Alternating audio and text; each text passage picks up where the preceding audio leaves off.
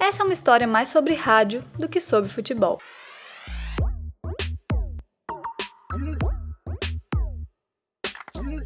Em meados do século XX, havia uma rádio em São Paulo chamada Pan-Americana. Especializada em transmissões esportivas, a emissora era comandada por Paulinho de Carvalho, filho mais velho do empresário Paulo Machado de Carvalho. Sim, a pessoa que mais tarde daria nome ao Pacaembu. Esse empresário foi um dos responsáveis pelo início das transmissões de futebol no Brasil. E ele também gostava muito de uma brincadeira de 1º de abril.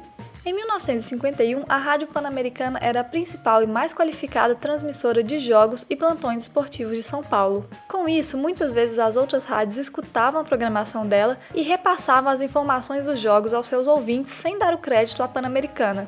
Paulo Machado de Carvalho, o dono da rádio gerenciada pelo seu filho, se irritava muito com isso e volta e meia passava resultados errados de propósito para provocar o erro nas concorrentes que repetiam suas informações. Mas naquele 1º de abril que se aproximava, ele resolveu ir além. O time do São Paulo iria fazer uma excursão pela Europa para uma série de amistosos. Paulo Machado, que também fazia parte da diretoria do Tricolor Paulista, sabia as datas exatas, portanto ele sabia que o time jogaria no dia 29 de março e no dia 4 de abril, tendo uma semana livre entre esses dois jogos. Ele então teve a ideia de simular um jogo contra o Milan e colocá-lo no ar no dia 1º de abril. Reuniu na garagem de seu filho Paulinho um narrador, um repórter e um conselheiro do São Paulo, esses dois últimos responsáveis por fazer o barulho da torcida, entre outros efeitos sonoros.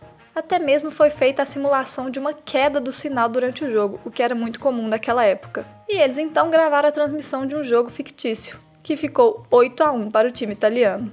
Eles anunciaram a transmissão do jogo apenas na noite anterior, para que não desse tempo dos jornalistas das outras emissoras buscarem informações e descobrirem a farsa. Na hora do jogo, as outras rádios, como de costume, ouviam a transmissão da Pan-Americana e repassavam aos seus ouvintes as informações, ou melhor, as invenções de Paulo Machado, que resultaram em uma goleada histórica sofrida pelo São Paulo, sem sequer suspeitar que nenhum jogo estava acontecendo aquele dia.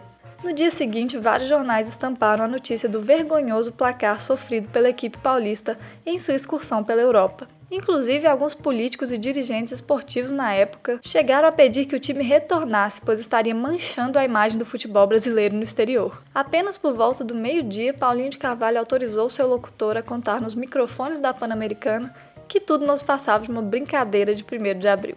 É claro que alguns patrocinadores e editores de jornais e outras rádios que caíram na armadilha ficaram bastante chateados, com alguns indo bater na porta da emissora para esbravejar contra a travessura. Para alívio dos torcedores do São Paulo, ele não tomou uma goleada do Milan e nem estava envergonhando o futebol brasileiro no velho mundo. Pelo contrário, a equipe conseguiu bons resultados na sua excursão, com 10 vitórias, 1 empate e apenas 2 derrotas.